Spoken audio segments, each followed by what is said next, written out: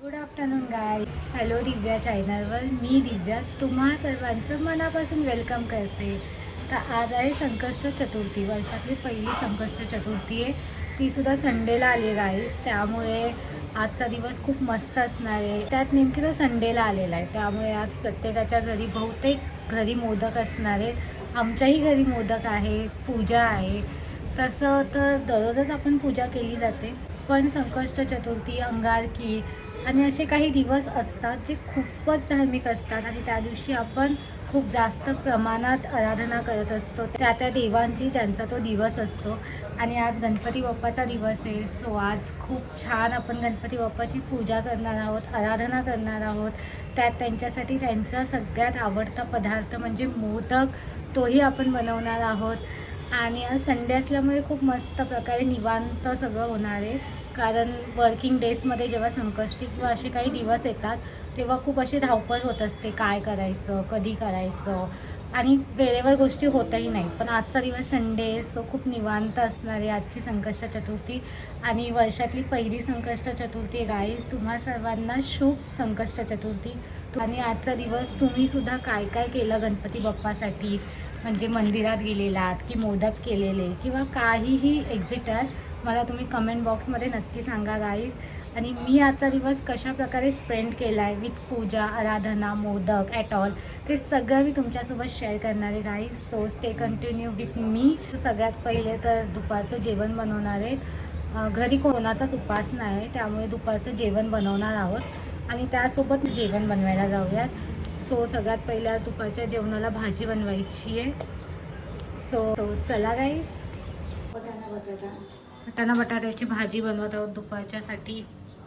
So सगळ्यात पहिले आपण तेल टाकलेलं आहे. मग दुसरं काय टाकतात रे मम्मी? ओके.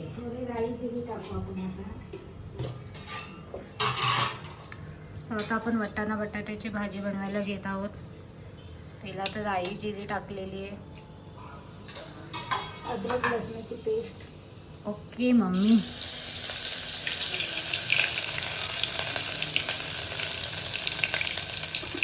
तो आता आपण मसाला टाकतो ना तेलात.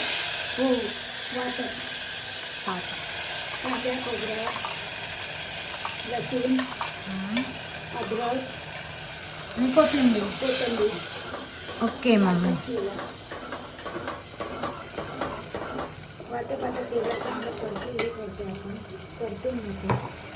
तेल सुटेपर्यंत.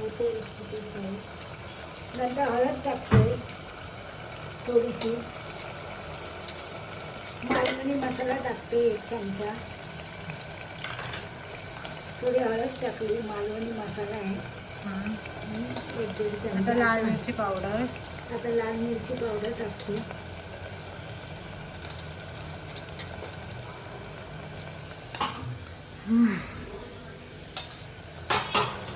आणि आता तेल सुटेपर्यंत मसाला परतून घेऊ. 5 मिनिटं असा मसाला जरा गरम झाला ना मग चांगला होतो. अच्छा. आणि तेल सुटलं. काय बोलते? तेल सुटतं त्याला. ओके. मग वाटाणा बटाटा उकळून घेतलाय. तो कधी टाकायचा? तो आता तेल सुटल्यावर 5 मिनिटांनी. कोणता मसाला भाजून द्यायचा ना? हो, चांगलं तेल सुटोपर्यंत मसाला चांगला भाजून घ्यायचा. Okay mummy. हो, त्याच्यात काय बोलतेस? हळद टाकली त्याच्यात. ओके. आणि अजून? आणि मालवणी मसाला टाकलाय फक्त. आणि मिरच्या कोण बनवणार? मिरच्या मीच बनवणार की मी बनव? तू बनव. ठीक आहे, चालेल, मीच बनवते मग. हो. आता आपण हे बघ, आता चांगलं तेल सुटलं मसाल्याला.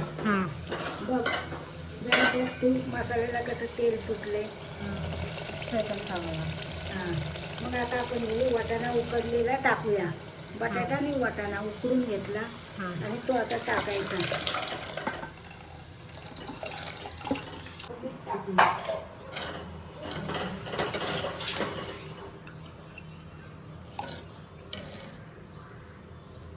एक मिनिट.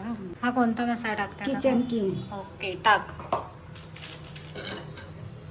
थोडा टाकायचा, 1 चमचा. Okay mummy.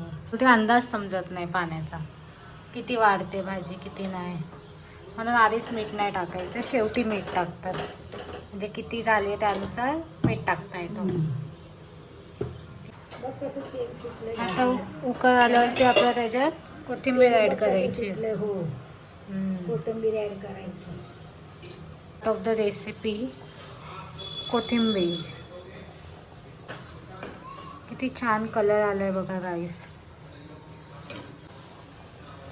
किती छान कलर आलाय.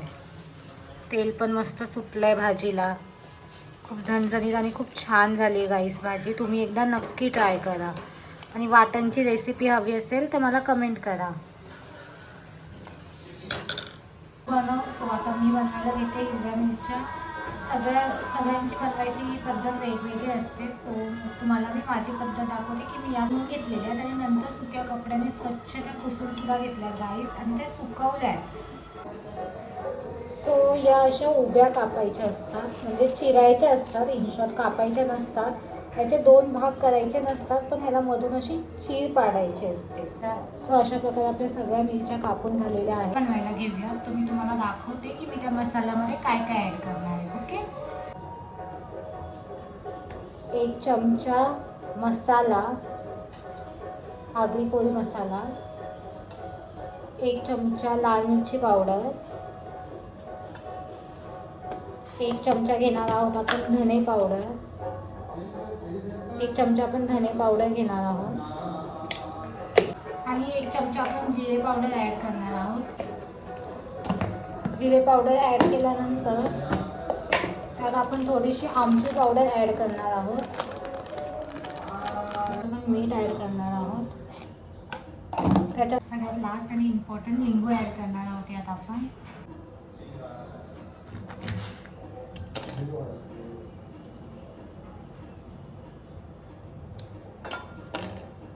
आपण ह्याच्यात लिंबू ॲड करणार आहोत.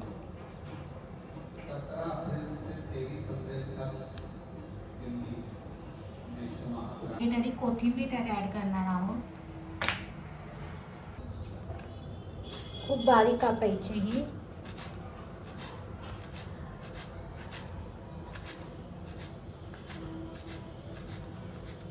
आपला मसाला रेडी झालेला आहे आणि आता आपण हा मसाला मिरच्यांमध्ये भरून घेणार आहोत. ठीक आहे, आणि आता हा मसाला आपण मिरच्यांमध्ये भरून घेऊया.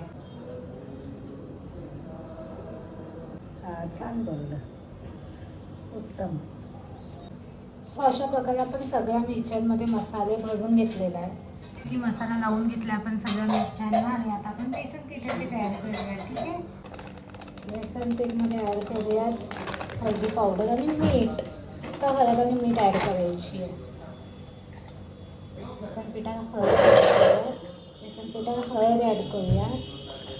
फक्त हळदी पावडर ॲड करायची बेसन पीठमध्ये आणि मीठ, बाकी काही नाही. ते मिक्स करून घेऊयात.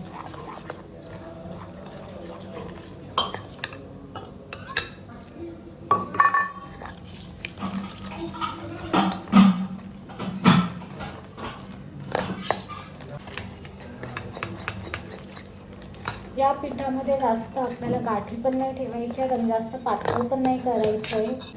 सो यात आपण आता मिरची फ्राय करणार आहोत. ठीक आहे, सो चला. आता तेल गरम झाल्यावर आपण या मिरच्या पिठामध्ये अशा बुडून घ्यायच्या.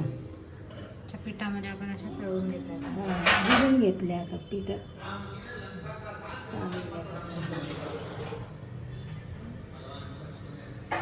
सो आता आपण तेलात मिरच्या तळून घेऊया. त्याच्यासाठी आपण सगळ्यात पहिले पिठात त्याला नीट मिक्स करतोय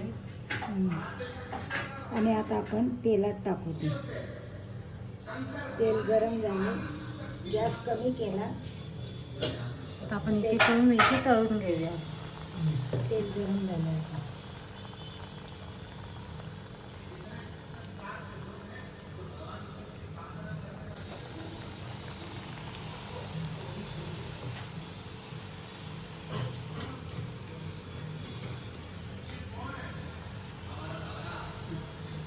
असं ते पिठामध्ये मिक्स काढून घ्यायची मिरची आणि तेलात टाकायची. असं आपण सगळ्या मिरच्या पिठात काढून घेणार आणि तेलात टाकणार.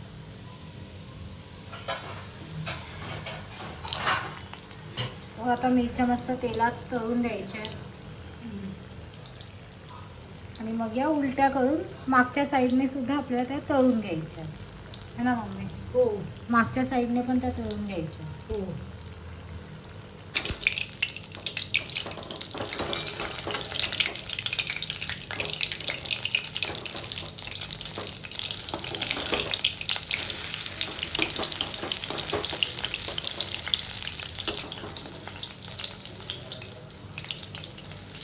गाईज आपल्या मिरची आणि थाली, संडे स्पेशल थाली पण तयार आहे. तुम्ही बघू शकता किती छान वाटते. सो गाईज जेवण वगैरे झाल्यानंतर आम्ही थोडासा निवांत आराम केला आणि आता ॲज युजल मोदक बनवायला लेट झालेलं आहे. संध्याकाळचे 5 वाजलेत गाईज. तुम्ही बघू शकता मम्मी आणि मी मग मस्तपैकी रेडी होऊ आणि मस्तपैकी पूजा करू. देवाच्या इथे छान अशी छोटीशी सजावटसुद्धा करू. तुम्ही हा ब्लॉग एंडपर्यंत बघा आणि माझ्यासोबत कनेक्ट राहा. सो गाईज तुम्ही बघू शकतात किती छान प्रकारे सूर्याची किरणं देवांवर पडत आहेत. त्यामुळे देव खूप प्रसन्न वाटत आहेत आणि खूप शांततासुद्धा वाटते आणि खूप छान वाटतं जेव्हा देवाला हा निसर्गाच्या सानिध्यात असा सूर्याच्या किरणांमध्ये दिसतो. त्यानंतर संध्याकाळच्या वेळेस नेहमी आम्ही गौमातेला फुलांनी सजवतो आणि दिवासुद्धा लावतो. खूप जणांना हा प्रश्न पडला असेल की मी गौमातेची मूर्ती ही बाल्कनीमध्ये का ठेवली आहे, असं म्हणजे तुळशीच्या खाली का ठेवली आहे. तर त्याबद्दल काही जाणून घ्यायचं असेल तर मला कमेंटमध्ये गाईस नक्की सांगा. मी नक्कीच त्या प्रश्नाचं उत्तर देईल तुम्हाला, कारण मलासुद्धा ते एका काकींकडून कळालेलं आहे की असं का ठेवतात करून. सो जर तुम्हाला माहिती नसेल तर मी तुम्हाला ते नक्कीच सांगण्याचा प्रयत्न करेन. मला जास्त क्लिप्स घ्यायला जमले नाहीत आणि मेन म्हणजे असं काही नीट एक्सप्लेन करायलाही जमलं नाही की कशी पूजा आहे, पण जितकं जमेल तितकं मी नक्कीच तुम्हाला दाखवते गाईस. सो त्यानंतर मस्तपैकी गौमातेला आपण दिवा लावलेला आहे. गौमातेच्या इथे दिवा लावल्यानंतर तुम्ही बघू शकतात किती छान आणि किती प्रसन्न वाटते आता बाल्कनी. आणि मग त्यानंतर मी देवाजवळ छोटीशी रांगोळी काढायला घेतली आहे, जी की प्रत्येक सणाला आम्ही काढतो, जी की शुभ मानली जाते देवाऱ्यासमोर रांगोळी काढणं.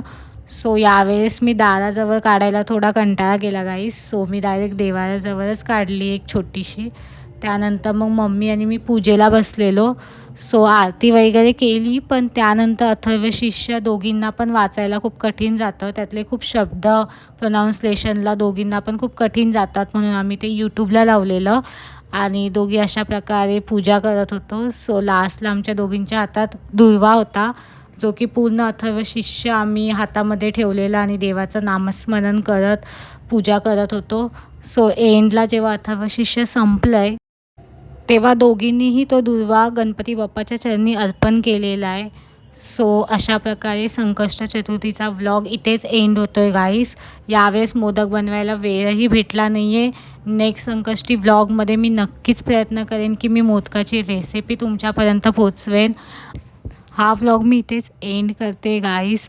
सो तुम्ही 2026मधल्या पहिल्या संकष्ट चतुर्थीला कशाप्रकारे गणपती बाप्पाची पूजा आराधना केली हे मला तुम्ही कमेंट सेक्शनमध्ये नक्की सांगा गाईस. बाकी तुम्ही तुमची काळजी घ्या गाईस आणि stay connected with hello Divya channel. Thank you so much.